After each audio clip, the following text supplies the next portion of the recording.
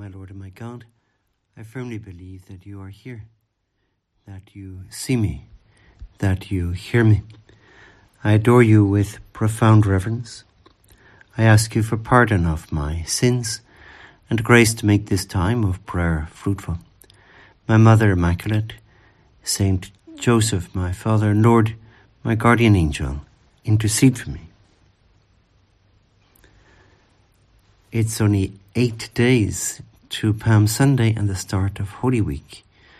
And of course we want to relive that week, as it were, at the side of Jesus, going through his passion and then sharing in the joy of his resurrection on Easter Sunday.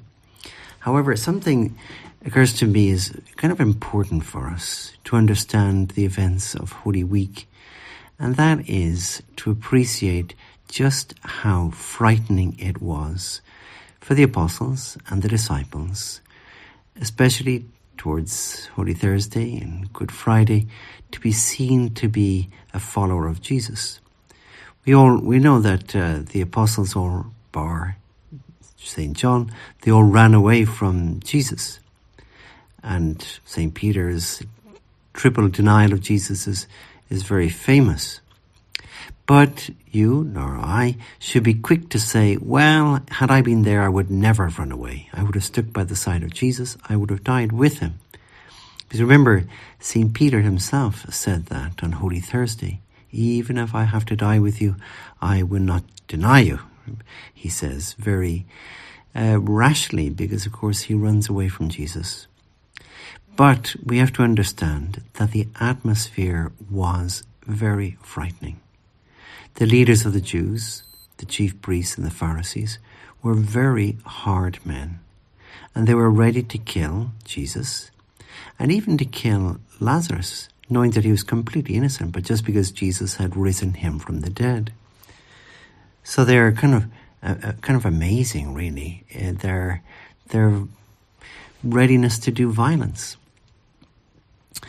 Today's gospel, then, helps us to understand a little bit more about this atmosphere, because it tells us precisely about these chief priests and Pharisees and their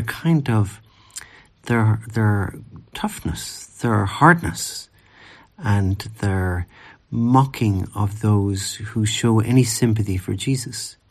First of all, they send their officers. Sometimes the translation is given as police. They're kind of Hebrew temple guards, and they send them to arrest Jesus. But these men are so impressed by Jesus that they come back clearly saying, he can't be arrested. He's wonderful. But when they get back to the chief priests and Pharisees, they say, why did you not bring him? And the officers reply, no man ever spoke like this man. And so then the Pharisees answered them, are you led astray, you also? Have any of the authorities or of the Pharisees believed in him?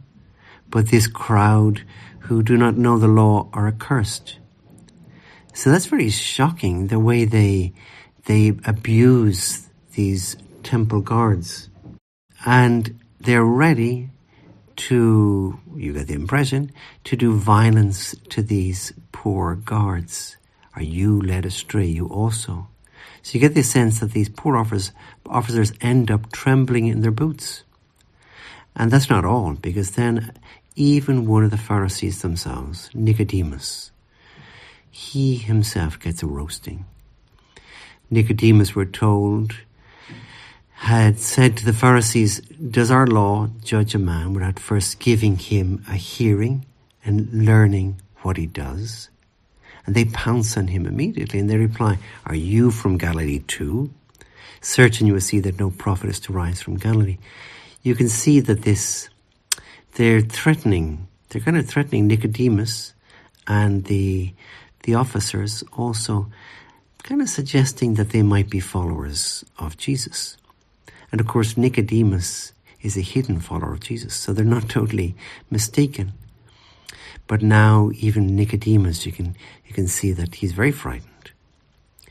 Elsewhere, St. John tells us that many of the authorities, many important men like Nicodemus, did believe in Jesus, but for fear of the Pharisees, they did not confess it, lest they should be put out of the synagogue.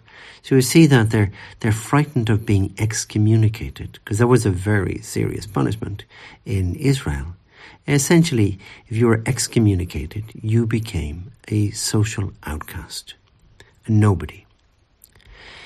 Now, aren't you and me, even, aren't we a little bit afraid, a bit like the guards and like Nicodemus, of being kind of excommunicated? Where excommunication means that we lose friends. People begin to look down on us because we are followers of Christ. Do we hide our faith a little bit, or a lot, from our friends? We don't want people to see that we are perhaps practicing Catholics. And so we're not so courageous. We're frightened. And that would be a pity, because courage is really important. St. Teresa of Avila, she says, to have courage for whatever comes in life, everything lies in that. Courage is really key. And especially all the martyrs, but not just the martyrs, all those saints have had courage in one way or another. Obviously martyrs in a special way. They've died in a very courageous way for their faith. Tomorrow is the fifth Sunday of Lent, but it is also the feast day of St. Patrick. And, well, being Irish and being about a mile or two away from a special site connected with St. Patrick, I thought I would tell a little story about the courage of St. Patrick. It's more of a story that's told. In other words, it mightn't be totally historically accurate. But what is sure is that there was this king, a pagan king at the time of St. Patrick, a guy called Leary, who was a tough guy, maybe a bit like those Pharisees. Fierce and pagan, we're told. Emperor of the barbarians. And St. Patrick challenged him very directly. Precisely on Easter morning, in fact, the year that's given us 433. And St. Patrick challenged him very directly, even though King Leary apparently wanted to kill him. St. Patrick found his way to a place which is just up the road from where I'm speaking now, in a place called Tara, the Hill of Tara. And he had a kind of showdown with King Leary. And King Leary was really impressed, perhaps by the courage also of St. Patrick, who could have killed in a moment. Now, did King Leary convert? It's not so clear, but it does appear that his children converted. So a lovely example of a really courageous saint, and all that comes from the courage of St. Patrick. It helps us to understand also how Jesus often encourages his followers and the apostles precisely to have courage. Don't be so afraid of others. Don't be so afraid of getting unfriended by others, maybe on social media or whatever it might be. Don't worry too much about their opinion. We see actually with the apostles and Nicodemus how they do recover their courage. The apostles after the resurrection, especially after Pentecost, they become quite courageous actually. Nicodemus even earlier. He appears in public just after Jesus' crucifixion to provide the spices for the anointing of Jesus' body. Where does this courage come from? From Jesus himself. I want to finish with a little prayer composed by St. Patrick. And it's only a part of it, what's called his breastplate. And in this, it kind of shows us where his courage, anyway, comes from. And we'll finish with this. Christ with me. Christ before me. Christ behind me. Christ in me. Christ beneath me. Christ above me. Christ on my right.